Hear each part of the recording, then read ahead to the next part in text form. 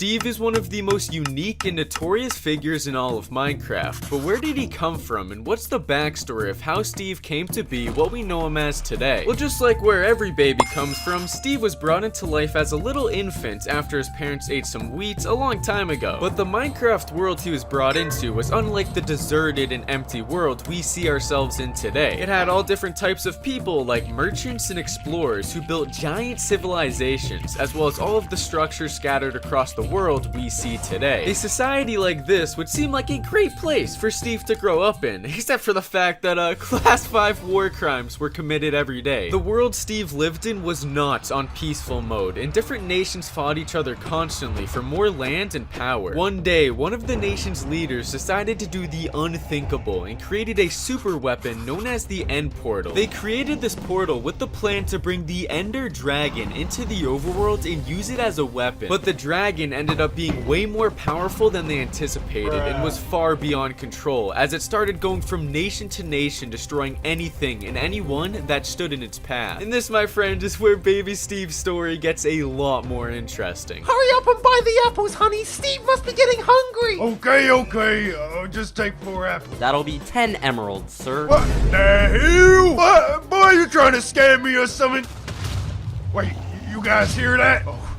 Oh, crap! Peeking out from his bedroom window, Steve could see the giant dragon wreaking havoc on his village, quickly wiping out the place he called home. Staying quiet, he went to hide out of sight and wait for his parents to come back. Honey, we have to get back to Steve and save him. No, it's too dangerous. We gotta leave him now. Plus, I didn't want a kid anyway. Well, looks like they're not coming back. On low saturation and health, baby Steve tried looking for an escape from all the explosions and flames that were consuming his house. But right when he opened up the front door to escape, the dragon picked up on the noise and flew straight towards the last standing home, crumbling the entire house with Steve under it. The entire village, once full of life, was now completely destroyed. On half a heart, 0 saturation, Steve was stuck beneath the rubble for 4 whole days, still alive, but with no hope or help in sight. Until finally, a group of foreign villagers went to scavenge the destroyed town. Oh yeah, this is bad. Can't believe how much destruction the dragon caused. Wiped out all of humanity besides us. Yeah, brother, thank God it went back to its home dimension though. Wait, hey, hold on, Hank. I think there's a rat moving underneath that cobblestone over there. Or should I say dinner? Wait, a rat? Let's ask him if he wants any trades. Oh wait, that's not a rat, that's a child. Let's get him out. As baby Steve rose from the debris, he looked around to see his old town, or at least what was left of it. Everyone was gone. All of the buildings had collapsed. In fact, Steve was the last of his kind. For some, this would be the start of their villain arc, but for Steve, he was going to become a hero and get revenge on the dragon that took away everything. Steve packed up whatever he had left with him and tagged along with the villagers back to their home, which they said was still intact. After walking for quite a while, they finally got to the village. It was all the way out in the wilderness, which Steve had never been to nor knew existed. But overall, it was cozy, and Steve found himself a nice spot in the village, learning every different trade from each villager like farming and fishing. Years passed and he kept practicing all the way up until his teen years, where at this point he was pretty tall and better at every trade than the villagers who originally taught him. He was ambitious for sure and had even trained himself in combat, which was odd to the villagers because they had never needed to use swords or bows because they lived in such a secluded area protected by iron golems. Everything was going smooth though, until one day out of the blue, Steve and the villagers heard an unknown horn sounding off in the distance. Unsure of where it had came from, Steve walked up the hill thinking it was some sort of prank,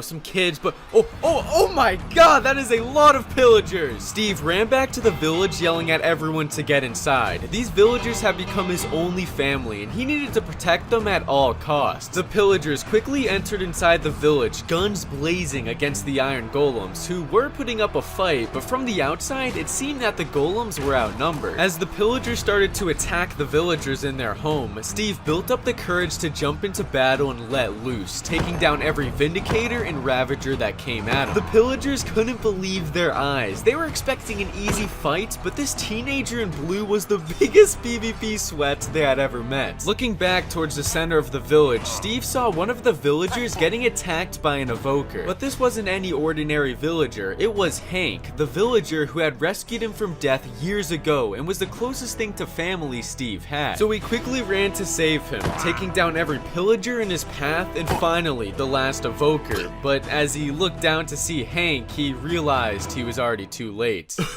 Oh god, Steve, I'm not gonna make it, but just know, I always believed in you ever since the day I found you, and I believe that you will do great things. Make me proud, Steve. Hank was dead. To add insult to injury, the whole village was in shambles, and everyone else was a goner. Oh, wait, there's still one left! Oh, no, never mind. For the second time in his life, Steve was on his own with nobody, alone in the massive and dangerous world he was brought into. Which meant there was only one thing left to do, use everything he had learned from the village to finally get revenge on the dragon that caused all of this. First, he needed to gear up for battle, so Steve started off by heading to the mines to gather as much iron and diamonds as he could, which he would then make into weapons and armor. After getting plenty of resources, he built a solid looking house similar to the ones in the village with a cow farm in the back, threw a bed down next to a crafting table, and it was now home. The next step for Steve to reach the Ender Dragon was to retrace his ancestors' footsteps and fight his way through the Nether. First, he needed to find one of the Nether portals the dragon had destroyed and use the leftover activation gear to enter the Nether. The next step was to find a fortress and get rods from the blazes the builders were farming. Lastly, try to get ender pearls from piglin trades, but good luck with that. Wait, what the? Steve, did you clear your mods folder before this? Bruh. And now, after years of grinding, Steve was now a fully grown adult and had all the resources he needed, so he went back home for what could be the last time he'll ever sleep there. While on his walk back from the portal, Steve was in a dark oak forest when he heard something loud coming from inside the woods. A creeper explosion, but it wasn't him who triggered it. Being very sneaky and careful, Steve went to go check out the noise, and once he got close, he saw what looked like a mob he had never seen before. But when it turned around to him, it was actually a woman. Hi, my name is Alex. Steve couldn't believe his eyes. It had been so long since he had seen somebody of his own kind, and it was even a female. Alex told him she was all on her own, so Steve brought her back to his house and got her back up to full hearts and saturation like a real gentleman do. After that, they got to know each other for a bit, and Steve brought up his plan to get revenge on the dragon and how he was leaving to fight it tomorrow morning. Alex had a similar tragic story to his, so she was able to convince him to let her tag along and join the battle. That night, Steve put his bed down right next to Alex's, and guys, I think we all know what happens next. No, they both got a healthy 8 hours of sleep. The next morning, they went out and tossed the Eyes of Ender, following wherever they landed. And after traveling across multiple different landscapes, they finally dug down and reached the stronghold. As soon as Steve entered, he felt something weird about the structure. It was the last place his people had been before total destruction, and knew it must have looked so much different decades ago when it was made. As the two searched the stronghold, they came across various things like a couple chests with decent loot inside, and libraries which held books and diaries written by the builders who constructed the stronghold. Steve and Alex didn't know how to read those, so they moved on and continued through the building, and after a couple encounters with some hostile mobs, they finally reached the portal room. Steve and Alex stepped up to the portal frames and filled them with the Eyes of Ender to open up the gateway to the end. This was it. They were either going to go home with the head of the dragon, or they were going to die trying. They geared up, looked at each other one last time, and jumped into the unknown. As soon as they entered the end, the dragon immediately noticed them, surprised yet confident she could take them out like she did to the rest of their people. Alex and Steve quickly got to destroying the end crystals while dealing huge damage to the dragon with their swords and long-range weapons. This was easily the most intense battle they had ever fought, and they could see how this beast drove their entire civilization to extinction. They kept fighting though, and after a few close calls, they went for the high ground on top of an obsidian pillar to rest and heal up. But after focusing on the dragon for so long, they had completely forgot about the Enderman. Steve, I think I just looked at an Enderman. I'm not sure though. Oh no! At that moment, Steve's entire world froze around him. There was so much going on at once, but he had to act right now or Alex would die. Without further thinking, he jumped off of the pillar and fell with Alex, then placed a block off of the side to save her. Still falling at several meters per second, Steve whipped out his crossbow, stared the dragon in its eyes one last time, and took the final shots.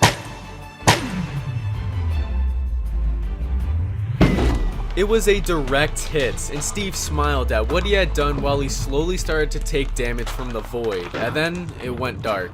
I see the player you mean. Steve? Yes. Take care. It's reached a higher level now. Steve was surprised to find himself still somewhere. He didn't feel alive or dead, but he was there in front of two gods, the one you see speaking to each other when you beat the game. Steve, you have died a hero and you did well, which is why we are welcoming you to a bliss paradise where you can choose your own journey, respawn, build whatever you want, and most importantly, get revenge on the dragon however many times you'd like. Steve walked forward into the glowing exit portal and appeared back home at his bed with Alex like nothing had ever happened. He stepped outside to take in the nature and life around him. I wonder what he'll do next. Whoa, wait, what the heck, Steve? Steve, what are you doing? What's up, fellas? It's me talking over myself to say thank you for 1 million subscribers. And before you click off, go like this picture on my Twitter. I don't know what it is. Just go like it right now.